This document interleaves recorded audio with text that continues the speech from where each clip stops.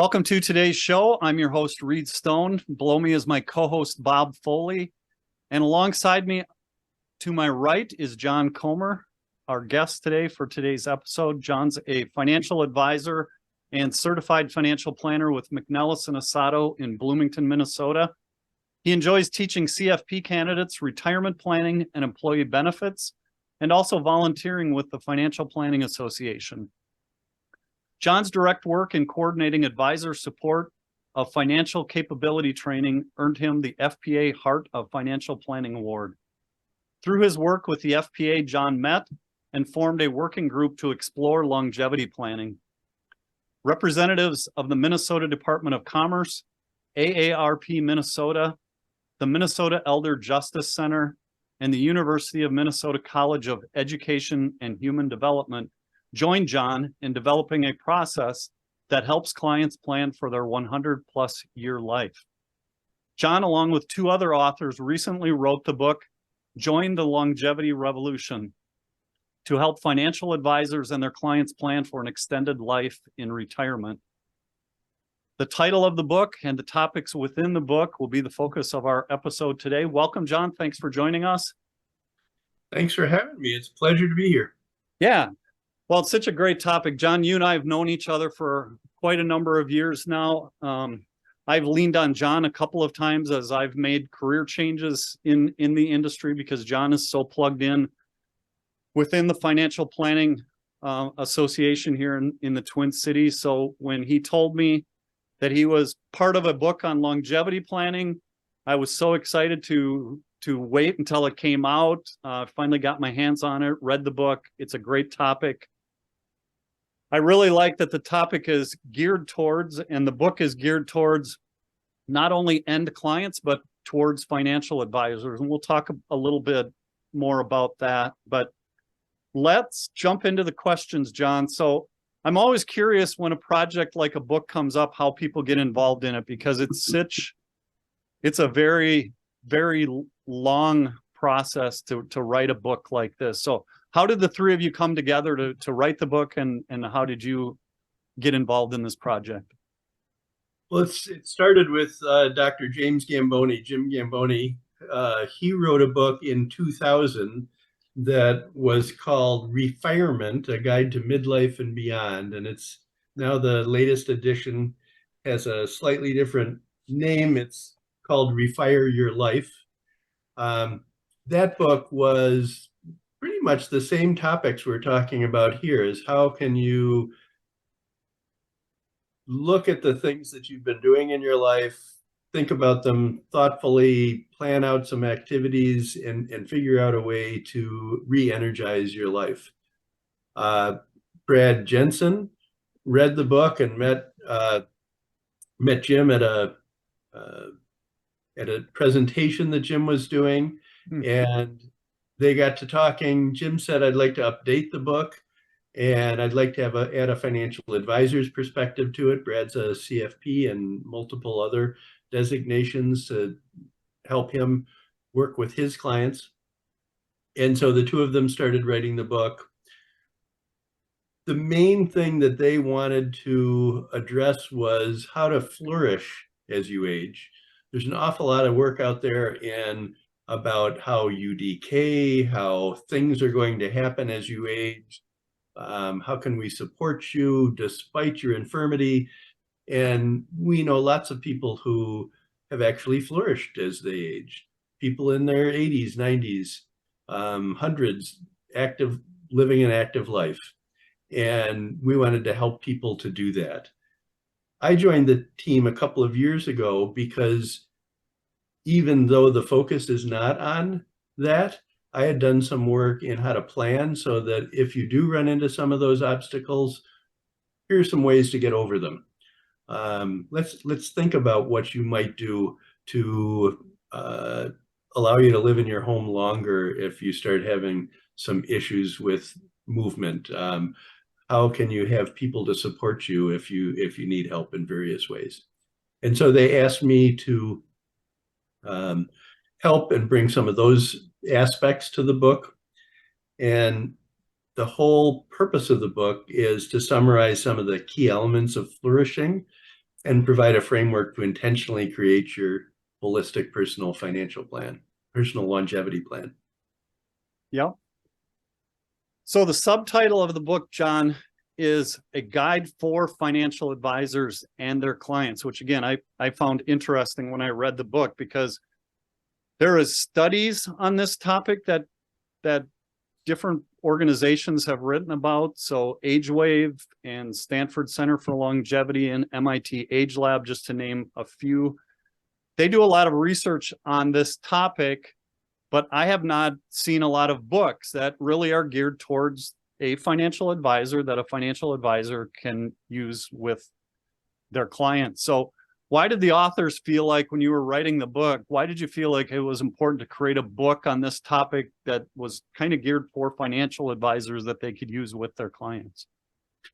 Well, although financial advisors have lots of different client experience models that they have, many of them talk to their clients anywhere from 1 to 4 times a year. Sometimes they'll even talk to them more often than that. They get involved in all kinds of different aspects, intimate aspects of their clients' lives, from divorce to buying a car to career changes. And they talk about all kinds of different issues with their financial advisor. Other professionals have intimate relationships with their clients too, some of them. I think that, honestly, I'm probably biased since I'm a financial advisor, but I honestly think that financial advisors have an intimate relationship with a higher percentage of their clients than most other professionals do. And so that helps to get into conversations around purpose and values and how you are going to spend your life, and how to talk about some of the scary things that could happen in the future. And so as we were working through this, the financial advisor piece was important, because we thought that they could help the clients navigate through these issues. There are a lot of complex things that can happen as you age, and so it's good to have resources. That doesn't mean the financial advisor can fix all of them, but the financial advisor can know about people who can fix many of them, and can help to refer to other folks. And so that's where the other financial advisors get involved in the process. In the book itself, we suggest that people create a longevity plan, and that those continual meetings over time can help people to develop that plan and keep it up to date by just referring back to it periodically. We have tools to help advisors keep the key aspects of the plan in mind as they're meeting with clients. Yeah, good. So just give us an overview of the book. We don't have a lot of time to dive into all of the book. We'll cover just parts of it as we go on here, but maybe just a high level overview of the book, how it's laid out, what it includes. Okay. Well, it starts with a review of some of the scientific changes, the revolution that's happening in the science to help us to live longer and healthier lives. And once we kind of put forth an argument that there's a reasonable chance that more and more people are going to live to 100, we start talking about, so what are you going to do about it? You guys mentioned already that if you're going to live for 10 years, then that gives you a lot of flexibility to have fun.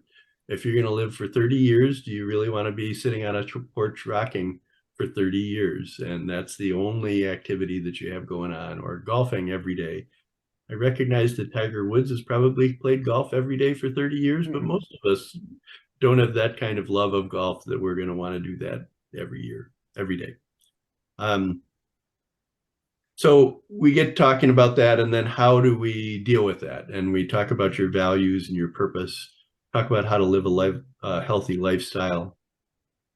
Important aspects of that health are socialization. And so we have a chapter about intergenerational socialization. Socialization is very important, and intergenerational socialization, a specialty of Jim Gamboni's, is a really important and insightful way to encourage people to to continue to have goals, continue to have hope for the future.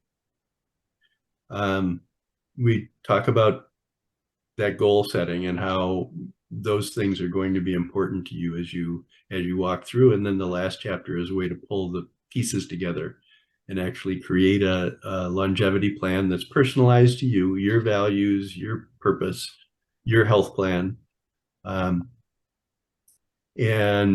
pulling it all together so that you can act toward it and work on it for the rest of your life, revise it over time.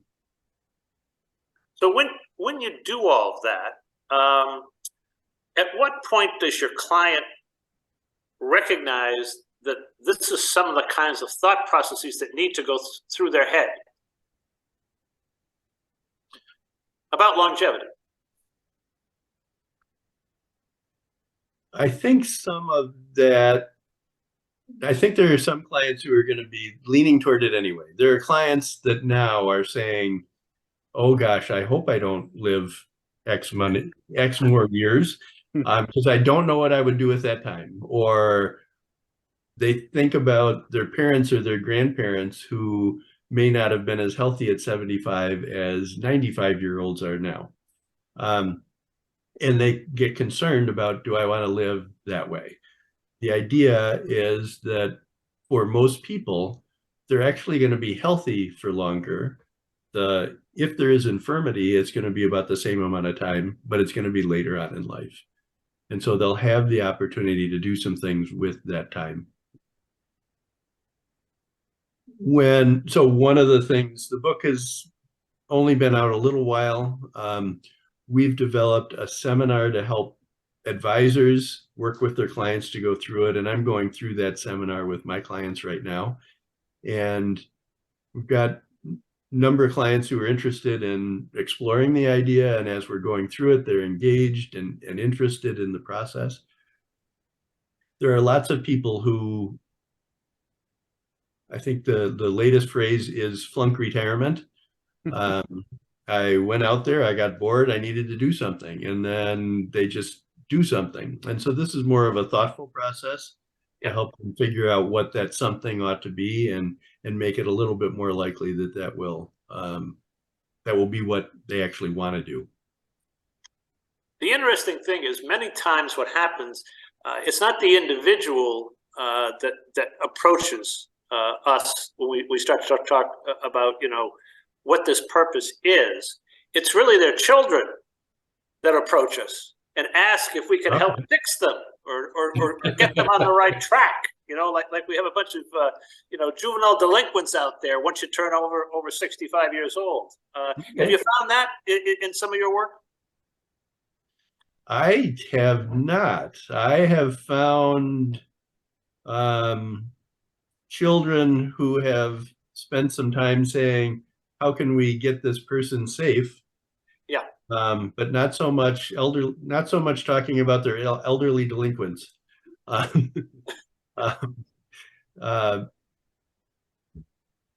do think that another reason to get advisors involved in this is that it is going to take advisors asking to get this to come up. Yes. Financial planning has been out in the world for a really long time. And I know several financial advisors who say, I offer financial planning whenever the client asks for it. Well, the client generally doesn't ask for it. You need to tell them why this needs to happen. Why do they need to plan for retirement? People have a different idea. Some people think they're all set for retirement when they have $250,000, and depending on how much income they have coming in and how much they're used to spending, that might be enough. Others have $5 million and they're uncomfortable that they're going to run out of money, and some of them could. There are people who spend lots of money. But if you don't do a retirement plan, how do you know? And so one of the things that we like to do is to take their money, if they do have sufficient money, and create a wealth bucket as well as a income bucket, so that they can feel comfortable about that. But it's the same kind of thing with these activities. What are you going to do when you retire? Well, whatever I feel like. Well, that's a good approach to the first month. And Yep. then what are you going to do after that? Yeah, that's the juvenile delinquent part. Yeah.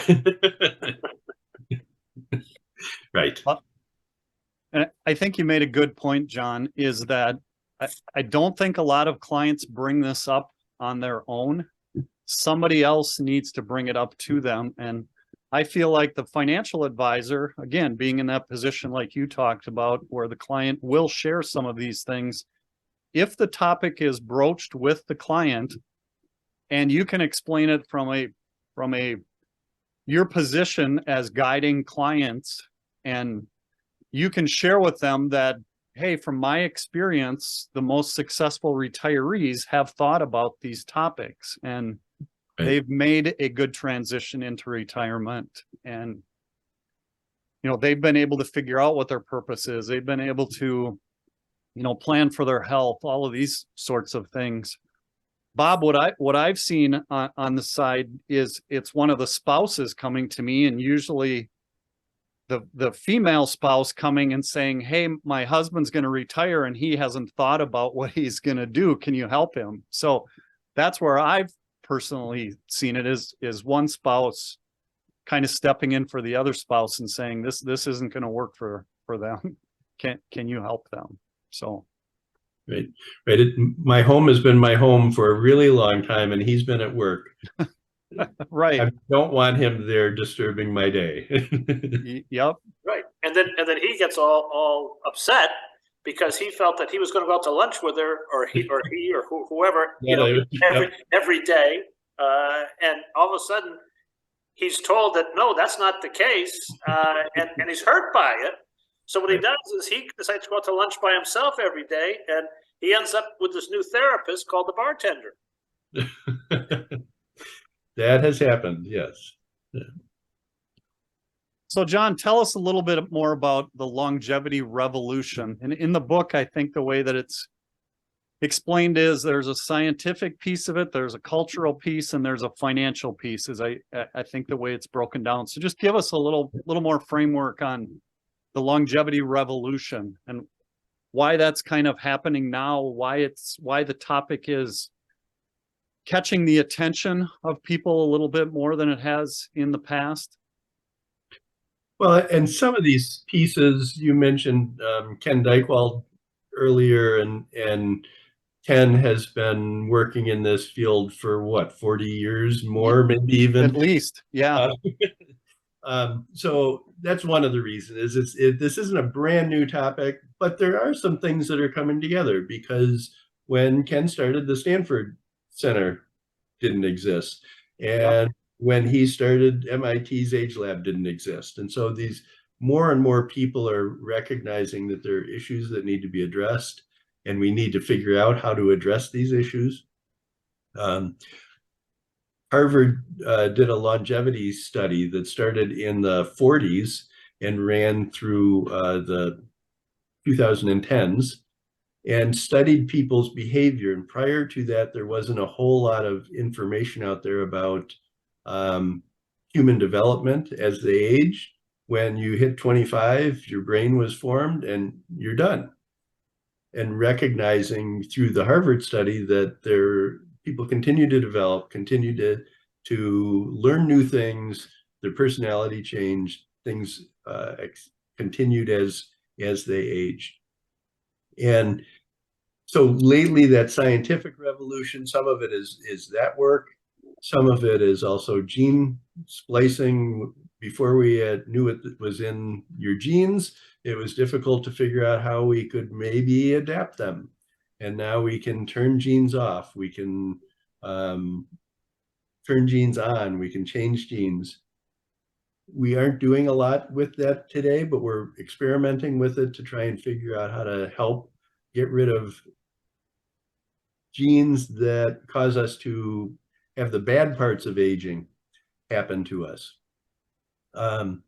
So there's the scientific piece that's coming to a head, and it's more and more likely that people will live longer. The cultural piece is something else that's been going on for a really long time, is people have been getting healthier. in the 30s and 40s, people didn't think about getting exercise, partly because their work created exercise for them. But over time, as our jobs have become more sedentary, people have started realizing they need to do more things healthily. They need to get some exercise. They need to think about food. Food research has been going on for a really long time to figure out what's the healthiest, and it continues to learn new things about that. So that health revolution culturally, the need for purpose is something else that you need to be fairly advanced as a society to have people have the option of purpose. And so that's something else that's growing in popularity and ability.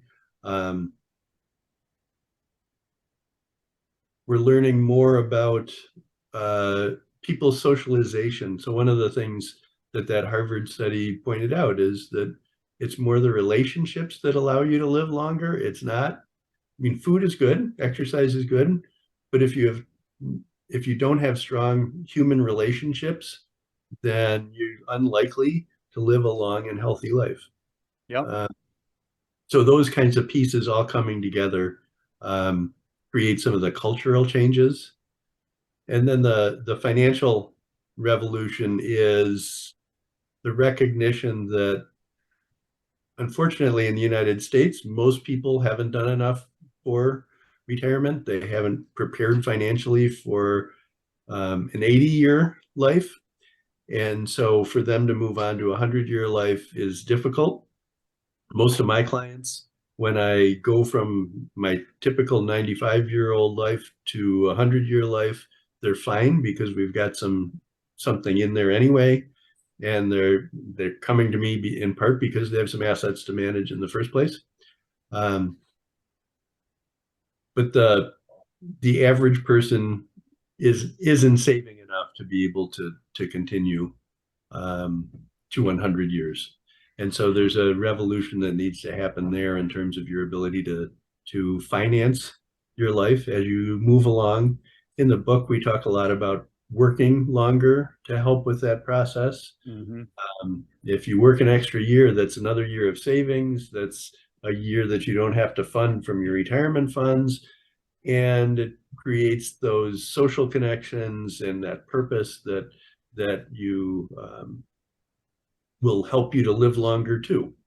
So it's kind of a virtuous circle that that you can take advantage of if you work longer.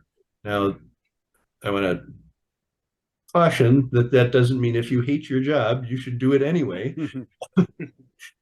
You should find work that you love.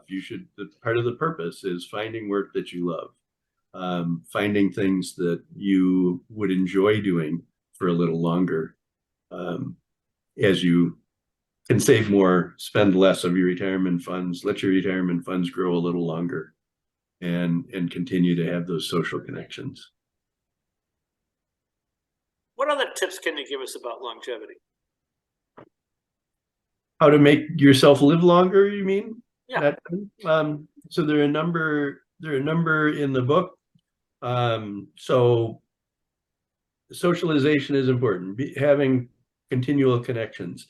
There is kind of a cliche that some people as they age get isolated.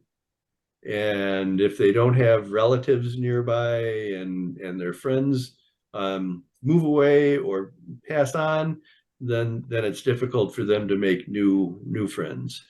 There was a kind of a strong emphasis on senior living spaces. We're not so much in favor of that. We're in favor of intergenerational communication and experiences. It helps you to stay involved and active. It also helps if not everybody you're hanging around is getting sick and passing on. Some of them are growing and developing, getting new jobs and having kids and doing all of these different things. Graduated from college, graduating from high school. So positive experiences with the people that you're hanging around with.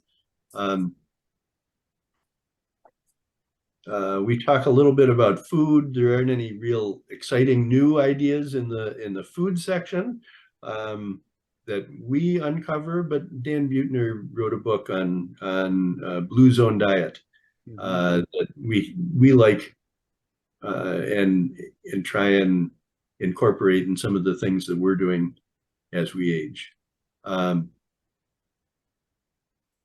What else are we doing in there? So the purpose is a strong indicator of how long you're going to live. Another piece, Becca Levy did a study and indicated that people who had a positive attitude toward retirement lived 7.5 years longer than those who lacked that. So one of the pieces is don't dread retirement, don't dread longer life, don't dread the maladies that could happen, do happen to some people, but have a positive attitude toward it and how exciting it's going to be and how you're going to have goals to achieve and move through these processes.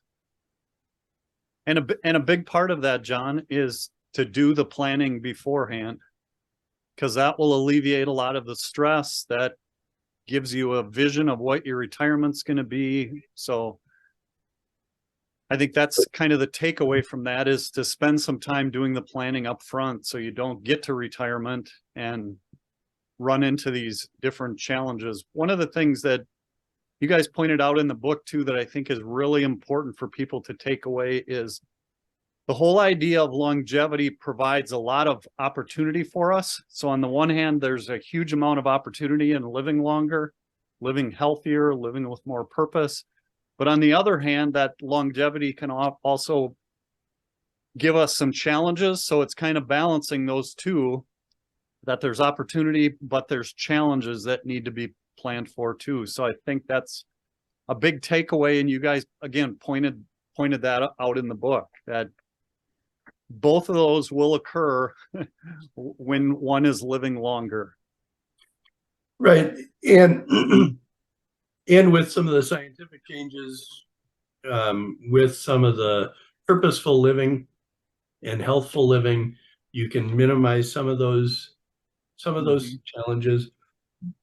The other part is, so the part that I said earlier that I kind of added to the book is let's think about what we're going to do in our home so that it's easier if we end up in a wheelchair, so that it's easier if we are less mobile, whatever less mobile means. Doesn't necessarily mean anything significant, but just some classic things like putting grab bars in the tub so that if you slip, you have something to grab onto. Changing the doorknobs from knobs that you have to hold this way to handles that you can turn. Those are easier to handle as you age. Putting things at different levels than is typical in our family, like outlets, electrical outlets, so you don't have to bend down so far to get to them if you're using them a lot. Living on one level so that you don't have so many stairs to get through. Transportation, making sure that you know how to use Uber when you're 50, because you're not as likely to want to learn it when you're 90.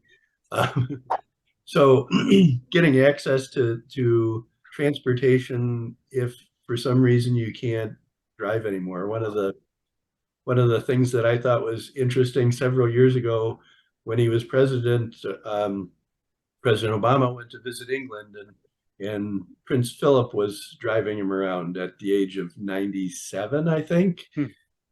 And that was fabulous that he was able to do that. I got a little concerned the next year when he gave up driving because it wasn't safe anymore. Was it actually safe the year before? So just things happen to people over time.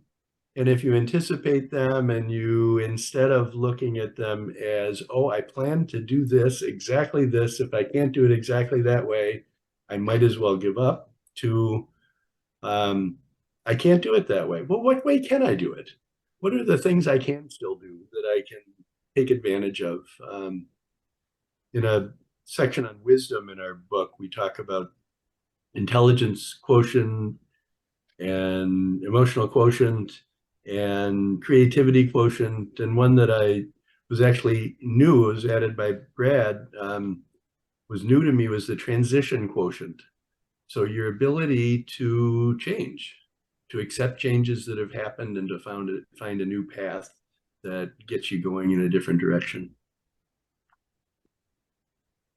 So let's talk a little bit about the workbooks that go with the book, John. So there's 2 workbooks that go with it. And then chapter 9 is titled Completing Your Personal Longevity Plan. So how would the book and how do the book and the workbooks go together? So on our website, we have access to the 2 workbooks. They're PDFs that are fillable. So Okay. you can download them to your computer, and you can go through the exercises in there, put them up to date, change them. You like this version, but you want to work on another version, make another copy of it and start typing over the things you want to change. The journal, it's called, is doing exercises at the end of each of the chapter. So as we go through and we talk about each chapter, we ask you questions like, when we get to health, is there anything you could do to improve your eating? Is there anything you could do to improve your exercise routine? And what would that be? And what do you want to do? You can't change everything at once. So let's talk about one step. What are we going to do first to make some adjustments if we need to make some adjustments to have a fulfilling life? So as you go through each chapter, you can fill those out, and that gives you fodder for the chapter 9, as you mentioned, the completing your plan. That's the other document that's in there. It's a fillable form, again, PDF. You can bring it down to your computer. You can fill it out. Something that's not on the website, but we've been offering to financial advisors, is kind of a summary sheet. It's a 1-page. What are my key values? What's my purpose? What are my goals for the next year? And the purpose of that form is to help financial advisors work with their clients and keep something in front of them that's not a 25-page plan, if that's what the plan ends up being. The plan doesn't have to be 25 pages, but depending on how you pull things together, it could be an extensive document. You can't really look at everything at once.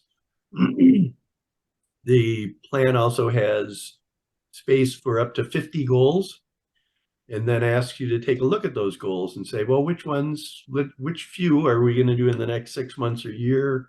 Which ones are going to be from 10 years to 30 years? Because we want to have a lot of choices. We want to have a depth of goals. We don't want to just do, these are the 6 things I can think of off the top of my head right now, so that's what I'm going to work on. Let's go a little deeper and see if we can find things that maybe are more meaningful to you because you've been thinking about it a little bit more.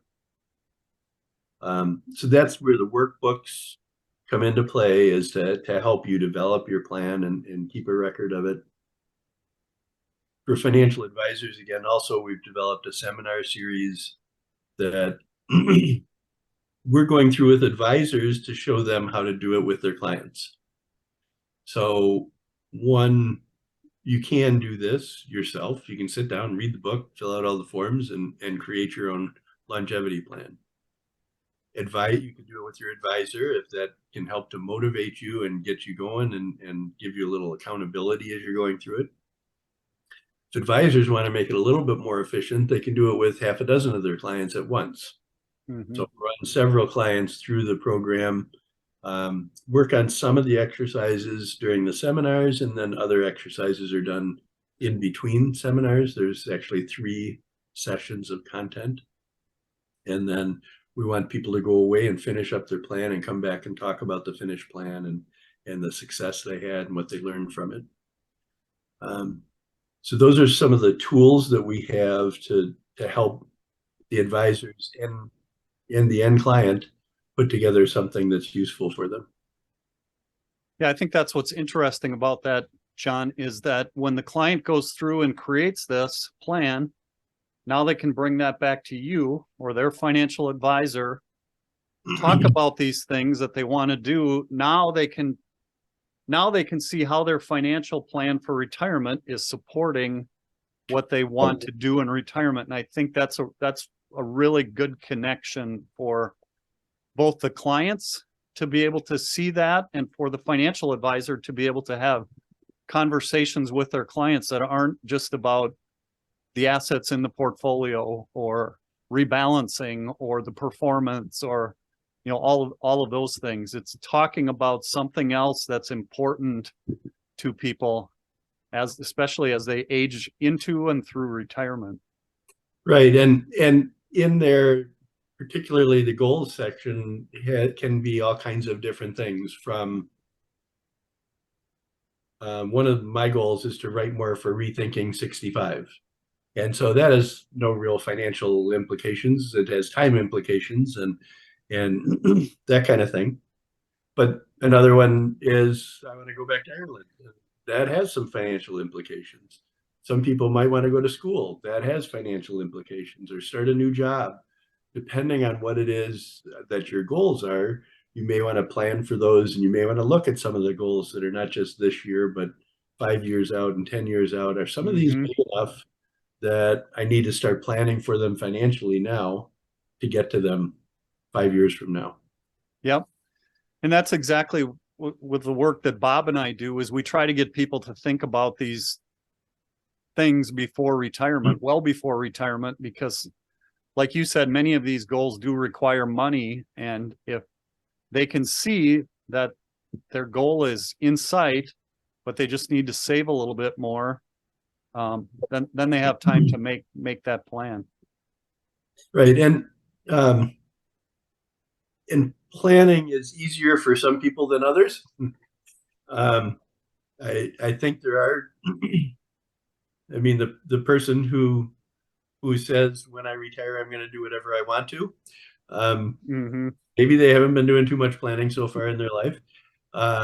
But getting them to start thinking a little bit longer term, and maybe piece of it is, what are you going to do over the next 6 months, and having those shorter term goals in front of them for a while, and then eventually working out to longer term goals. I don't think it's 100%, but I think some of the people who are most successful are people who have planned and have thoughts about what can I do in the future, and how can I get to that point. It's not as easy to accidentally become a multimillionaire as it is to say, I want to become a multimillionaire, and so I'm going to take these steps to try and do that. And so planning can help. Longer term, thinking longer term can help you enjoy what you're doing today. And a thought just popped in my mind that's not exactly what we're talking about, but we're talking a lot about people who are going to live to 100, and maybe some people don't think they will, and maybe some of them are right. So the process is still helpful for them. It still allows them to use the time that they do have as fulfilling as it possibly can be, to think about ways to have purpose in this part of their life, whether it's 5 years or 10 years or 15 years instead of 35. It's a way to get them to think about how they can leave a legacy for their family and their community that they might otherwise not think about. And so it's a way of thinking about kind of your life, no matter what your stage is, with a hopeful way. Yeah, I think that's a good point, John, is if we talk about just the opportunity to live longer, you know, we can also look at it and ask people, if you only had a year left to live, what would you want to accomplish? Well, that kind of turns this longer life into, here's some things that are really important to me. And so that can get people to start thinking about what they really want to accomplish first. Right. And 20 or more years ago, George Kinder started asking some of those questions. Yes. Through financial advisors to help clients start thinking about what do you want to be doing, and how can you put your purpose to work? How can you identify and feel good about your purpose? Yep. And that's coming to light now because of this whole longevity revolution, is that people have this longer life to be able to do these things. So let's figure out what's important and again, what your goals are, what your values are, put together a plan. So I want to end kind of with one final question, John, and I want to go back to chapter 1, because I think it's a really great title for the chapter. It's moving from retirement planning to longevity planning. So why is retirement planning, and particularly within the financial advice industry, shifting more towards longevity planning? Well, I think that we found some gaps. Retirement planning is all about money and not about what you're going to do with that money. And people have realized that for a long time. We just talked about George Kinder. He realized a long time ago that we needed things. Bill Baccarat talked about values-based planning. I don't know how long ago, probably also 20 years ago, he started with that process. So these other things have been out there in the world, but retirement is kind of a shorter term focus. Part of it is we want to make sure that you can finance this longevity. And so is retirement the answer? Part of it is what are you going to actually be doing? And let's talk some more about what activities you're going to be involved in as you age. How are you going to stay active and stay healthy and keep involved in your community as you age? Yep. All right, I think that does it for today. Any final thoughts, John? Anything you wanted to add in that maybe we didn't get a chance to discuss? Bob, any comments? I'm going to pull up a slide while you guys are commenting. I'll pull up our contact information. Well, one piece I'm wondering what your thoughts are on how this might be useful for advisors and for the end consumer as we work through this. You chose to have this as one of your topics, so it seems like there's some value there. I wonder if you have any thoughts on that you'd be willing to share. Oh, there's all sorts of upside here, especially with your workbook that goes along with the book. That's a great onboarding tool to bring somebody in to the firm. And then with the yearly updates about their savings programs, to be able to also at the same time update that book that they put together and the way they answered things can really be just a tremendous asset to what's going on, because they always then will have a clear picture of where their life is going, because even when you get into your 50s, 60s, and 70s, I mean, you start pivoting, and as you've noted, sometimes it's physical, sometimes it's mental, sometimes it's social, and sometimes it's just trying to decide what your final legacies are going to be. And what you've done with this book and with the workbooks, to me, is just aces. So thank you, John, very much. Thank you, Bob.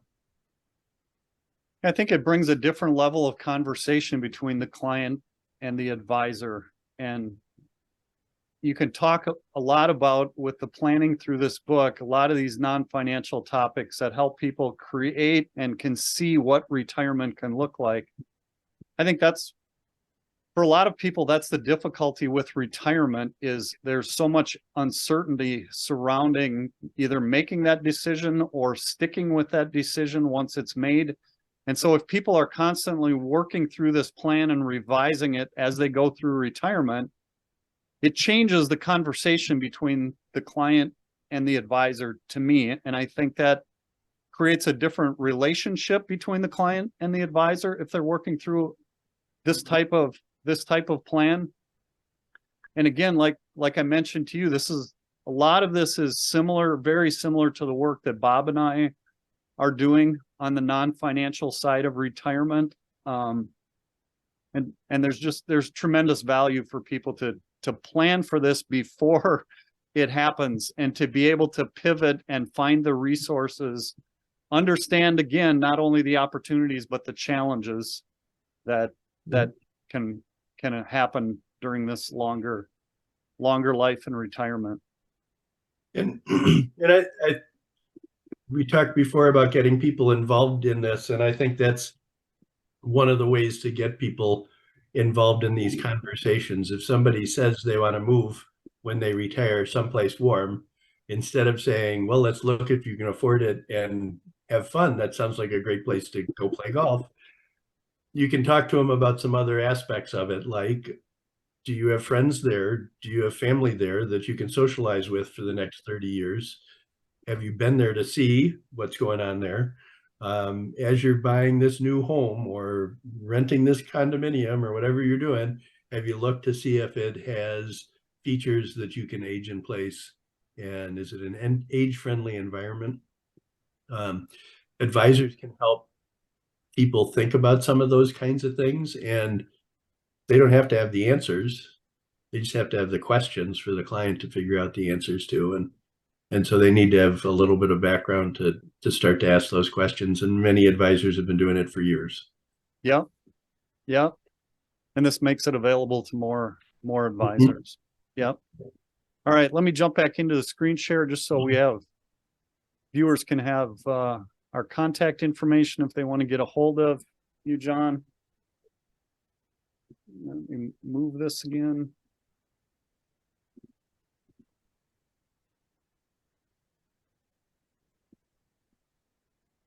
So Thanks. the book, whoop, go ahead. I was just going to say, thanks very much for having me. You wanted to talk about this page a little? Yeah, just so John's contact information is on the left side. Myself and Bob is on the right side. There's a picture of the book. Again, the book is titled Join the Longevity Revolution, a guide for financial advisors and their clients. John's co-authors are Bradley Jensen and James Gamboni, and you can learn about the book at longevityrevolutionpress.com. The book's available on Amazon. The workbooks can be found on longevityrevolutionpress.com. And again, email John, email Bob and I if you have any questions. That's it for today's show. Thanks for joining us on today's episode. We'll see you next time when we continue exploring retirement and longevity planning beyond the numbers.